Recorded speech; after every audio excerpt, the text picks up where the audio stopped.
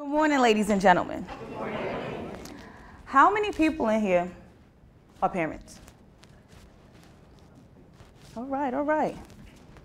For my outside guests only, how many of you are responsible for making 3 meals a day for your children? Okay.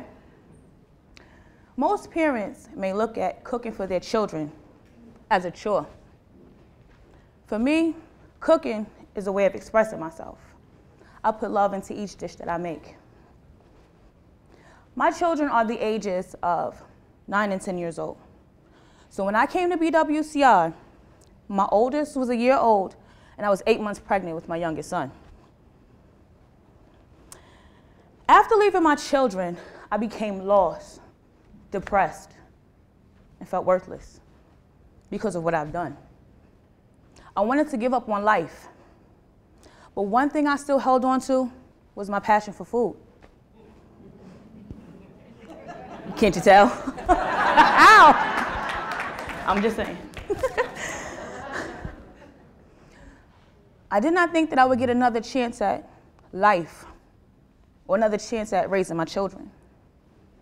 I felt like I shorted my children on having their mother raise and take care of them because of my split-second decision.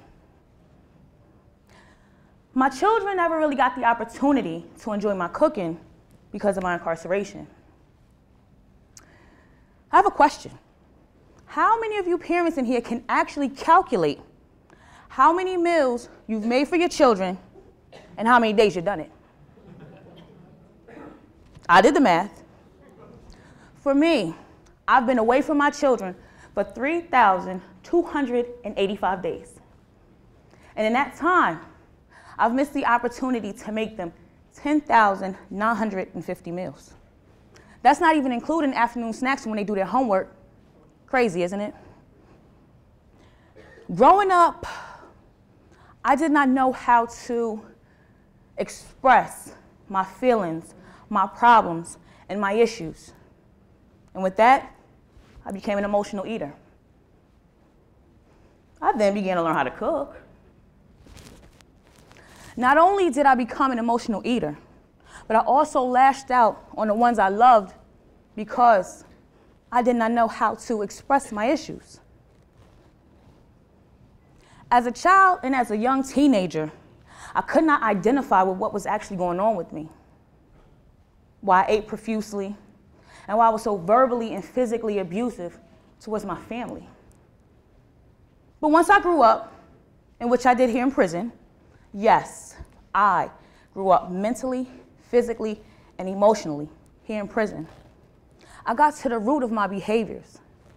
All I ever wanted was love and attention from my mother, but that's a whole separate 9-minute talk. While here at BWCI, I began to hone in on my passion for cooking. I've worked here in the kitchen for 7 years.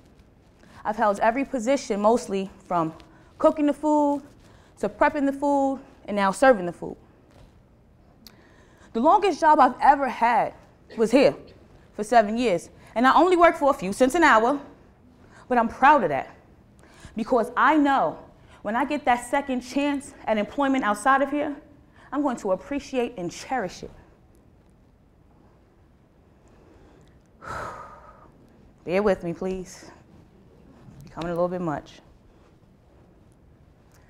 I don't mind at all working for $7.50 an hour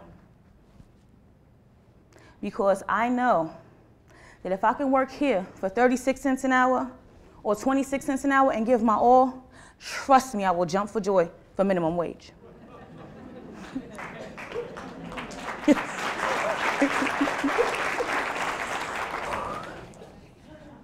I have my own little catering company here, just in case anybody want to know.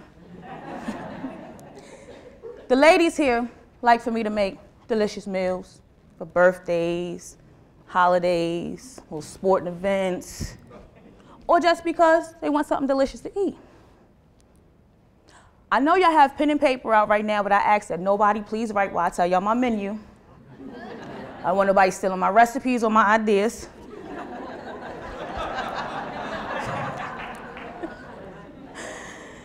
My menu usually consists of my famous pierogies with 2 different sauces. New York style, homemade, thin crust, meat lovers pizza. The large slices make it New York style, I'm just saying. Stuffed sausages, nacho supreme with 3 different layers of nachos, cheese, meat, sauce. Anybody writing? Rice and beans. Oodles and noodles with mackerel, rice, cheese, and mayonnaise. Made like a casserole with crackers crunched on top in place of breadcrumbs.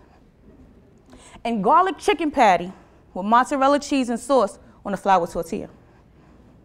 I heard somebody say yes over there.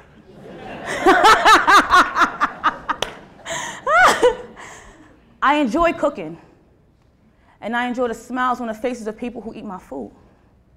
Creativity, taste, and presentation are the 3 main factors in me making my meals. Upon my release from BWCI, I plan on getting a job in the most felony-friendly industry, which is food service and hospitality, okay? The food service and hospitality industry believes in second chances. No matter what you've done at all, knowledge, skills, dedication in this industry overrides any felony.